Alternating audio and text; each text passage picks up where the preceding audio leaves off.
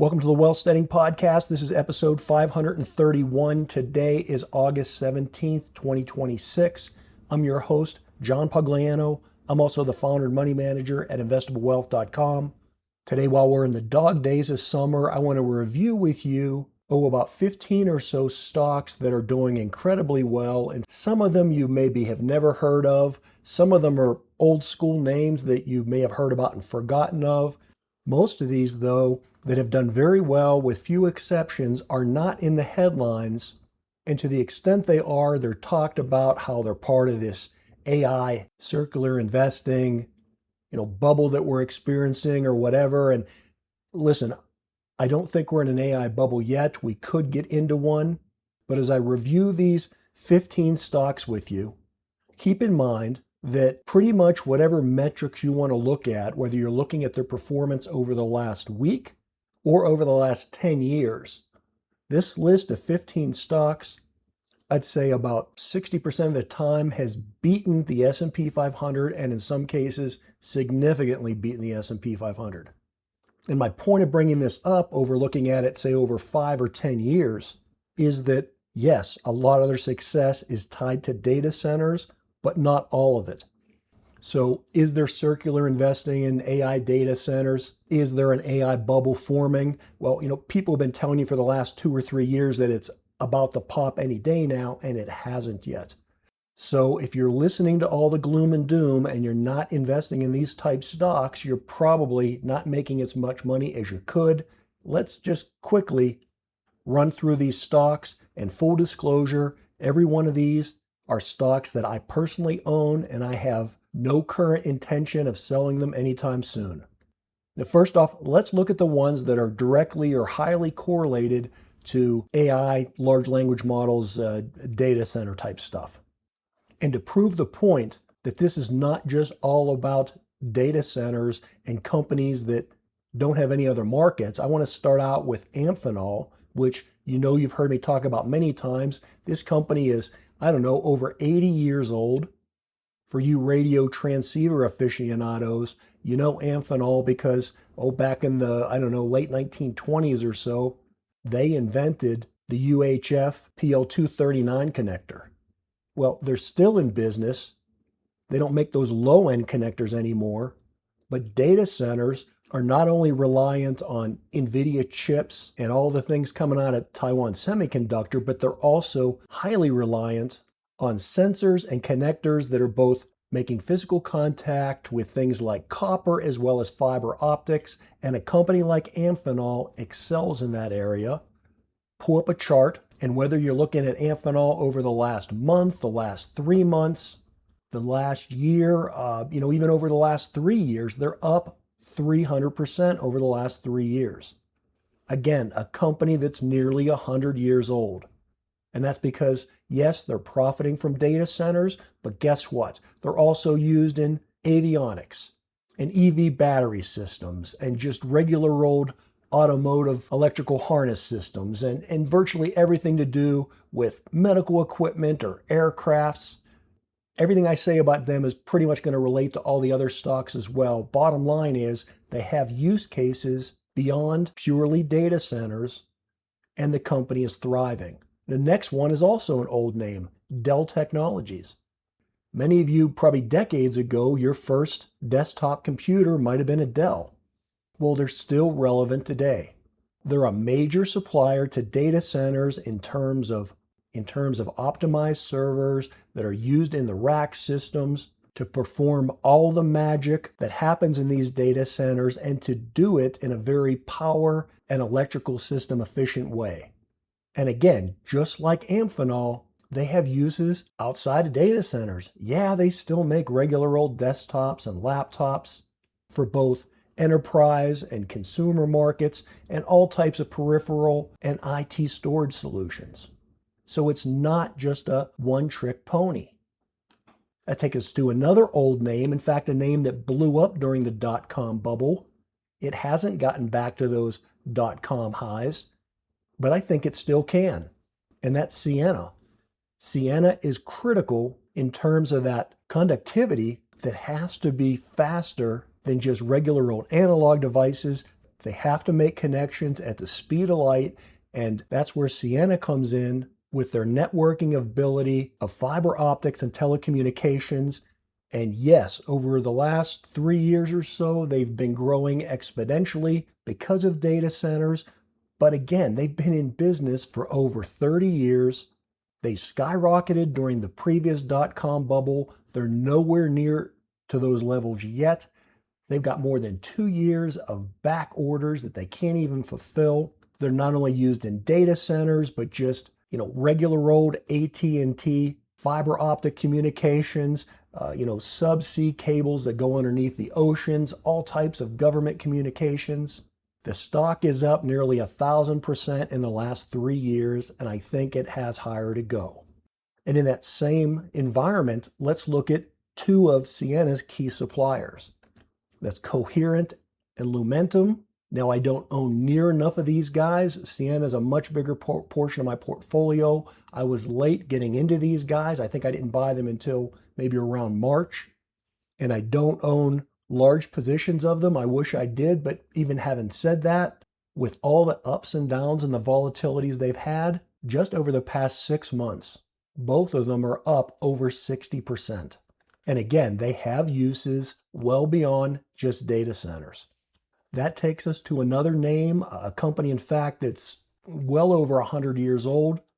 The original old Corning glass, ticker symbol GLW. You have heard me talk about this many times as well.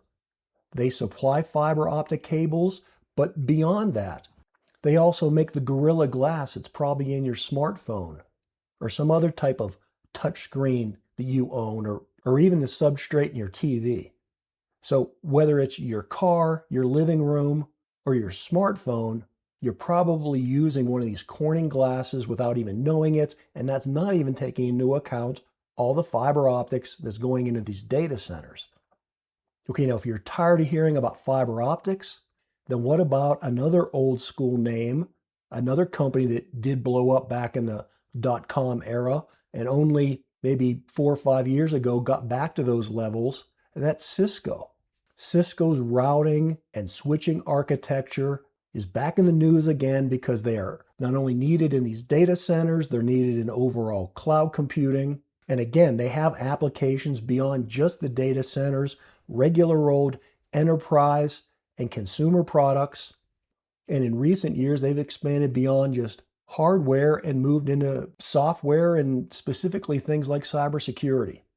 So an old name like Cisco has been resurrected and over the last 3 years is up like in excess of 100%.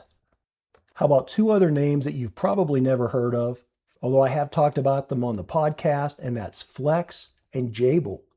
Their products both directly used in data centers, but also these guys are either contract manufacturers of electrical components and products, or they're somehow involved in OEM manufacturing of these data handling and electronics products.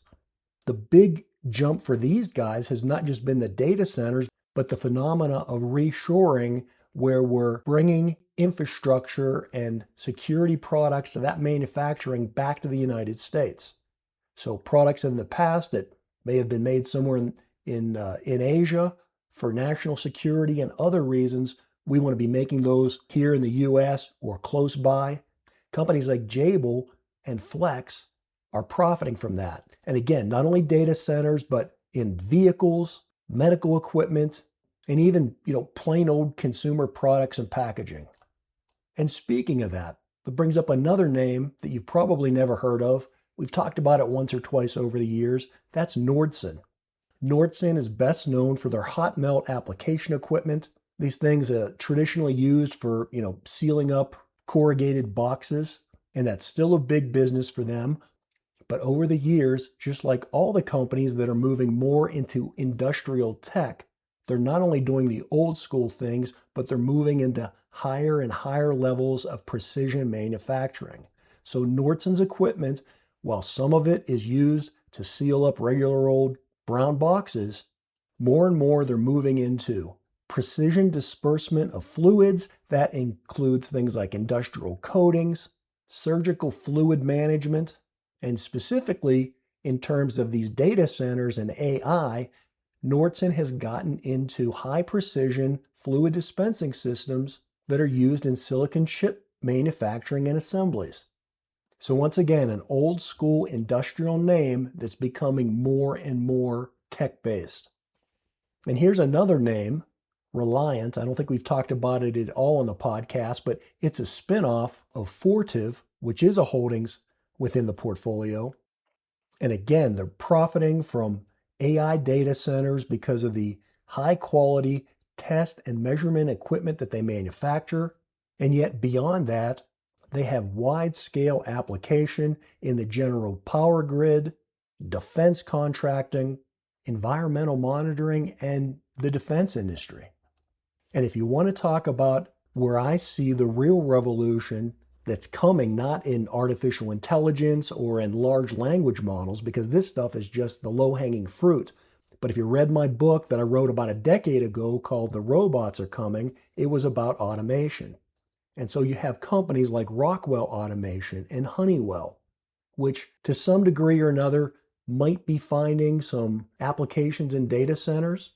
But the real benefit of these companies, and again, the reason I want to own them now, because I think they have even more room to run, because the real value proposition is not in a large language model that can write a poem, but in automation and robotics that can do real hardcore physical labor. And that's exactly where Rockwell Automation is headed, as well as, in my opinion, Honeywell. And again, not just one little niche area. These companies have products that are and will be used in everything from industrial applications and manufacturing to aerospace and defense, automobiles, whether they be internal combustion or EV. Every one of these type items is going to have a control or a sensor or a major component made by a company like Rockwell or Honeywell. And as we finish up here, let me give you two other names. Again, you've probably never heard of them other than things we've talked about in this podcast in the past. ZBRA Technologies, another old school industrial application type company, much like Nordson. ZBRA is well known for things like inventory logistics, warehouse management. They traditionally had been the companies that pioneered the barcode printers and scanners. But their applications now have gone far beyond that. And as we get more into automation, where it's machines talking to machines or robots to robots, their barcode and communication and RFID technology will be more and more in demand. This is one of those companies that's out of the headlines. It can be extremely volatile, but even looking out just over the last 3 years, while it's had its ups and downs, on average, it's up well over 10% year after year. The kind of stock that's probably never going to the moon, but likely will provide you with consistent long-term growth above average. And then finally, here's another one, and this is for those of you that you've heard me mention this before, everybody wanting to get in on the big SpaceX IPO. And I said, step back, look at companies that are right here on Earth that are profitable now, today. And that includes companies like Globalstar. GSAT is its ticker symbol. They're currently being acquired by Amazon for Amazon's Leo competitive system to Starlink. GSAT isn't a company you should run out and buy now because it's already had its run up. But if you did buy it about 12 months ago, you're up over 200%. And even better, if you bought it 3 years ago, you're up probably over 400%. So this is, again, an example of a company that's not directly related to large language models and data centers, and not directly, but in the bigger picture, it is all part of advanced technology, communications, and the interlinking of networks. And it's a company that's profitable today and that you could have made a killing on in the stock market without it being an IPO or without it being headlined and discussed endlessly, either in the Wall Street Journal or Reddit or wherever you get your talking head information from. Bottom line in all this is that I've only talked about 15 stocks. I own another 130 or more or so in my portfolio. Some are more or less related to data centers and the artificial intelligence boom, but a lot of them aren't. And they're still making money and they're still doing extremely well. And I'm holding and not selling them regardless of the bad news in the headlines or the good news for that matter, because I want diversification that's going to benefit from the long-term strength and resilience of the U.S. economy. You've heard me say this before, and I'll say it again. Don't ever bet against the United States.